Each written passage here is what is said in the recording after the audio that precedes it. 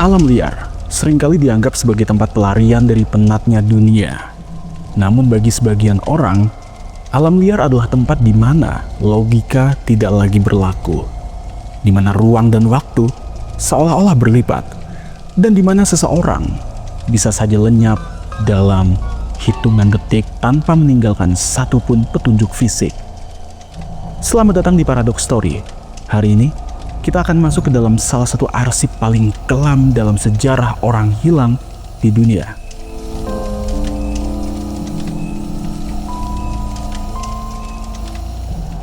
Ini bukan sekedar cerita tentang anak yang tersesat. Ini adalah cerita tentang sebuah kemustahilan yang ditemukan di puncak gunung yang membeku. Ini adalah kisah tentang Jared Atedaro. Dan saya peringatkan sekali lagi, setelah mendengar kronologinya, kalian mungkin tidak akan pernah melihat hutan dengan cara yang sama lagi. Dan begini ceritanya. Pada 2 Oktober di tahun 1999, di pagi hari di Colorado, di saat itu kondisi benar-benar tenang.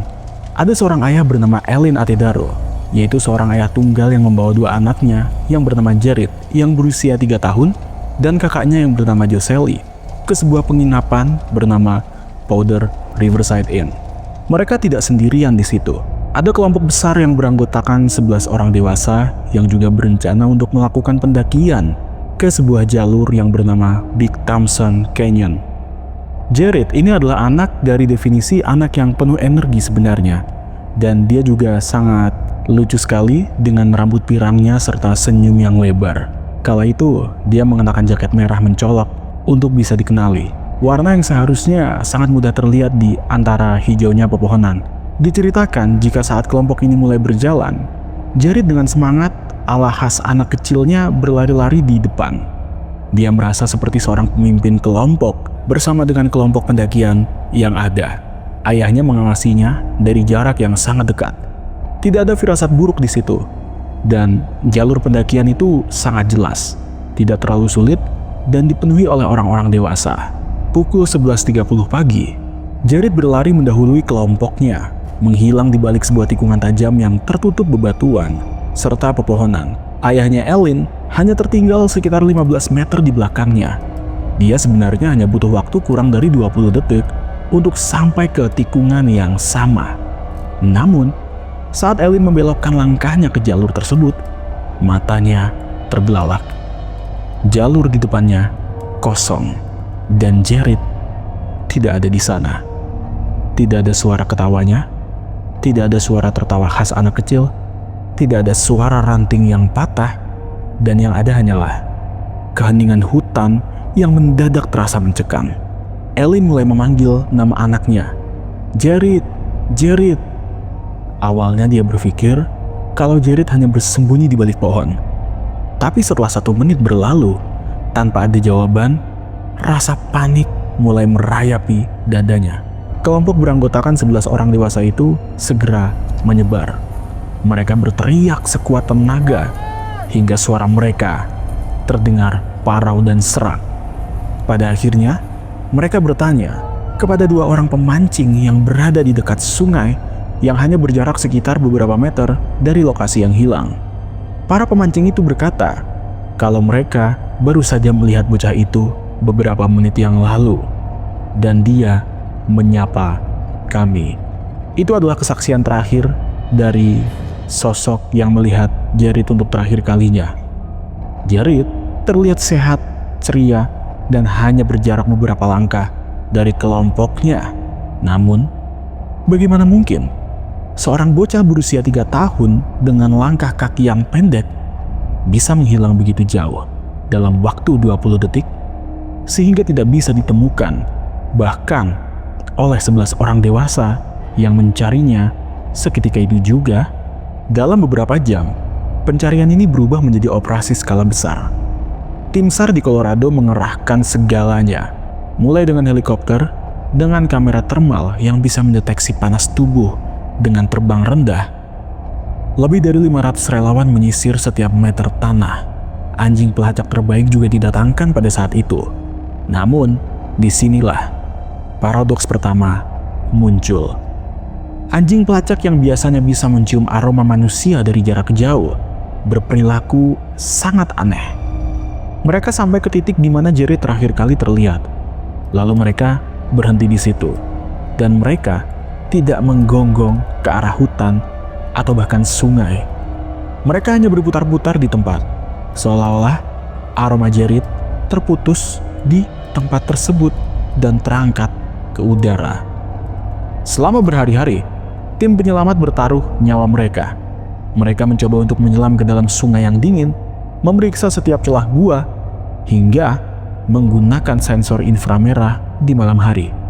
Namun hasilnya nihil.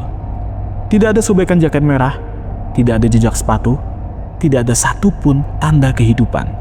Dan Jared Atedaro bisa dibilang lenyap dari realitas kita. 1 tahun pun berlalu. Elin Atedaro, yaitu ayahnya, merasa hancur. Dia dituduh oleh sebagian orang terlibat dalam hilangnya anaknya sendiri. Tentu, hal ini membuatnya memiliki beban mental yang tak terbayangkan. Apalagi dia adalah seorang ayah yang kehilangan anaknya sendiri. Polisi tidak menemukan bukti sama sekali dan merasa kasus ini buntu dan dianggap sebagai cold case. Dan kita akan time skip ke tahun 2003. 4 tahun setelah kejadian itu, diceritakan 2 orang pendaki sedang melakukan perjalanan di area yang jauh dari jalur pendakian resmi. Mereka berada di lereng gunung yang sangat terjal. Bisa dibilang area gunung tersebut dipenuhi oleh semak berduri dan bebatuan tajam yang sulit dilalui manusia, apalagi tanpa peralatan khusus.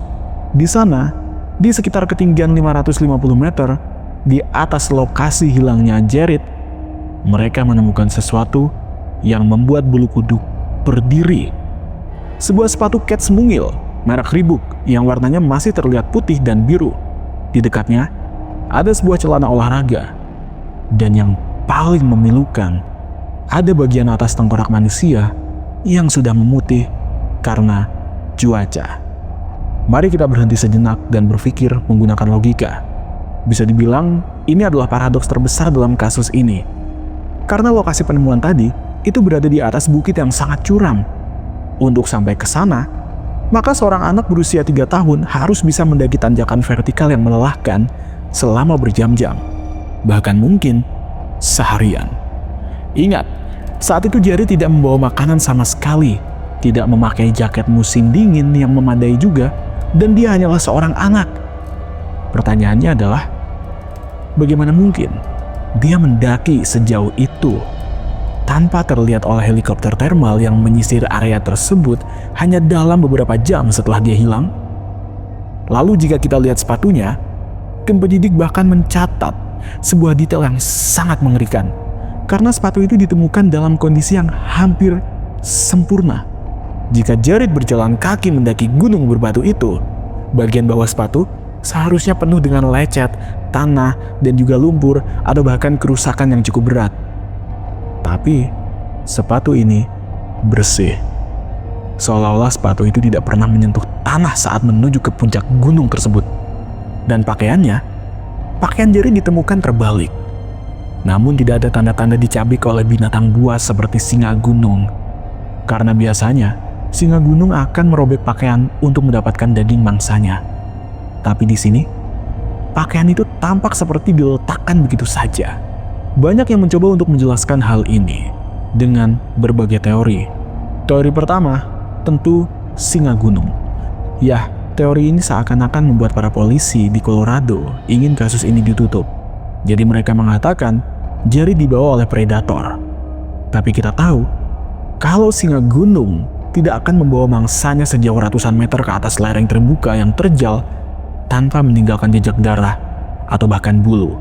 Dan singa gunung tidak akan menyisakan sepatu yang mulus. Tentunya, teori kedua, penculikan. Jika seseorang menculik Jared, bagaimana dia melakukannya di tengah 11 orang dewasa tanpa ada suara sama sekali? Dan kenapa penculik itu harus mendaki ke puncak gunung yang susah untuk diakses hanya untuk meninggalkan pakaian dan tulang di sana? Hal ini membawa kita pada sebuah teori yang bernama Missing 411 yang dipopulerkan oleh David Paulides Dia mengamati bahwa banyak orang hilang di Taman Nasional itu ditemukan di tempat yang gak masuk akal, bahkan secara fisik, yang mana lokasinya seolah-olah hanya bisa dicapai hingga mungkin seakan-akan korbannya diterbangkan ke sana. Pertanyaannya, apakah ada sesuatu di hutan yang kita tidak mengerti? Atau fenomena alam yang belum terjamah dan dijelaskan secara sains? Atau mungkinkah Jerry terperangkap dalam sebuah celah ruang yang hanya bisa terbuka sesaat pada saat itu? Atau mungkin dia diculik oleh alien dan dikembalikan lagi? Tapi apapun itu, pada akhirnya ayahnya, yaitu Elin Atedaro, mendapatkan potongan tulang putranya kembali. Dia menguburkannya, namun dia tidak pernah mendapatkan jawaban apa yang sebenarnya terjadi. Setiap malam dia mungkin masih bertanya-tanya, "Jared, bagaimana kamu bisa sampai di sana? Siapa yang membawamu, nak? Apa yang kamu lihat di detik-detik terakhirmu?" Hutan nasional adalah tempat yang indah, namun mereka juga menyimpan rahasia yang tidak ingin mereka bagikan. Dan ini adalah misteri yang tidak terpecahkan hingga di tahun 2026 ketika video ini dirilis. Kasus Jared Atedaro tetap menjadi pengingat abadi untuk kita semua bahwa dalam sekejap mata bisa saja hidup kita berubah, dan jangan pernah membiarkan anak-anak kita berlari terlalu jauh di balik tikungan, karena kita tidak pernah tahu apa yang menunggu di balik itu. Ya, itu tadi adalah cerita anak hilang yang pernah terjadi di Amerika dan masih belum diketahui penyebabnya hingga sekarang. Aku Zaganos. Terima kasih sudah menonton Paradox Story. Kalau kalian punya teori lainnya tentang bagaimana Jared bisa sampai di puncak gunung tersebut, tuliskan di kolom komentar. Mari kita berdiskusi dan sampai jumpa di misteri berikutnya. Question about this from people who've heard our interviews. People will stick to that. It's a bear, it's a mountain lion, it's some kind of an animal.